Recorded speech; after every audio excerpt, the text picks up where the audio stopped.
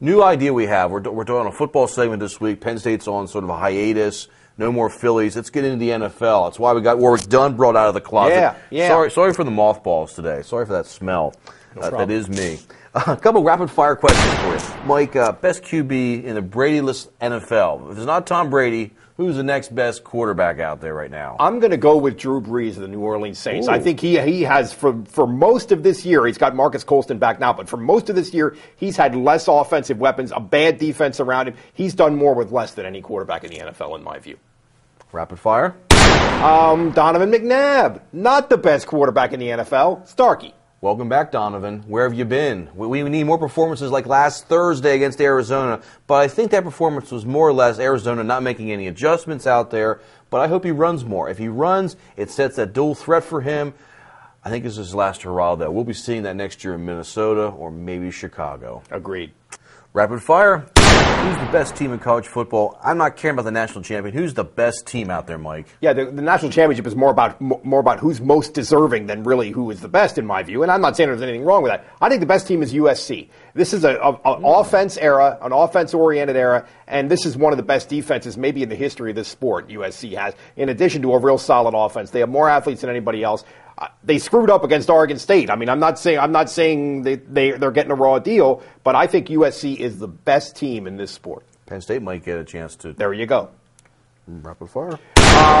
Quietly, Tampa Bay Buccaneers are 9-3. What do you think, Starkey? I think they're on a roll. They control their own destiny. They play next week against Carolina, the Panthers, who I like this year to do something. Very good call, by the way. Whoever wins that game is going to win this division and get a bye in the first round of the playoffs. What's interesting about Tampa Bay, since they've made Garcia the quarterback again, they've been on a roll. I think they won 6 straight. They got Warwick Dunn in the back. A bunch of old guys on that team. They're doing well. And I think it bodes well in the NFL now. We got Garcia, who's over 30. You've got Kurt Warner, Donovan McNabb, Kerry Collins, Gus Farrat. That's the one that blows me away. That's the one these that I old guys are leading these teams that are doing well.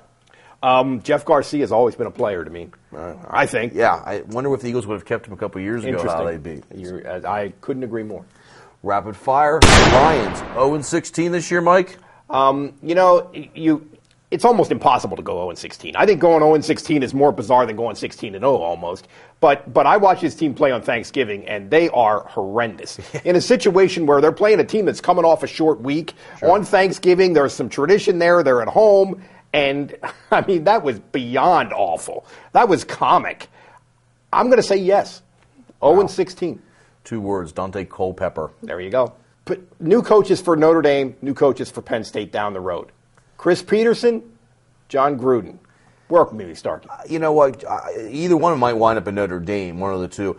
I think Peterson could be a very interesting selection, Mike, for Penn State if they. This is the guy at Boise State. He's the guy at Boise State who's had his team continually in the top 10 and also in that good bowl game, the BCS Championship Bowl. A couple years ago against Oklahoma was an awesome game. He's got him in contention again this year. The guy can recruit to Boise State. Come on. Where's that? Is that in Idaho? That's in Idaho. That's in Idaho. I don't even know where it's. They have a blue field. They got a blue field. He can get people there. Maybe I'll bring the blue field to Penn State. John Gruden has ties to Notre Dame. His father was a coach way back. He's going to Notre Dame's basketball camp when he was a kid. He'd be an intense coach. I think he'd put fear into Pete Carroll a little bit. That's what I think is. Wow. Well, okay. If Charlie Weiss is gone, I think either one of them might wind up in Notre Dame. I think Gruden is more likely for Notre Dame than Peterson. But that makes a lot of sense. Both of them make sense. Rapid fire. Who's better, Mike, Eli or Peyton Manning?